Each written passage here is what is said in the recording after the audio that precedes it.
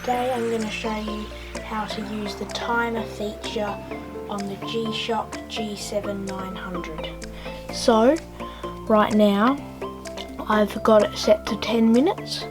So if you want to change it, you just hold the adjust button, and then this is the hour. So you use the split reset to go down, and you use the start stop to go up. So I want it on 0 right now.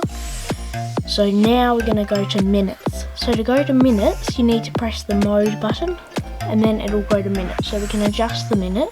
So I can make it go to, let's make it go to 1 minute. Okay, and if you press the mode button again, you can change this top arrow. So the arrow means that it's just going to go through the timer and it's going to beep at you at the end. And if you change it, so this one here means that it's just going to keep repeating. And press it again and it'll just go back to the one-way timer. So, and to save your changes, just press the adjust button, and then there we go. So we've got it set to 1 minute. It's just going to go one time.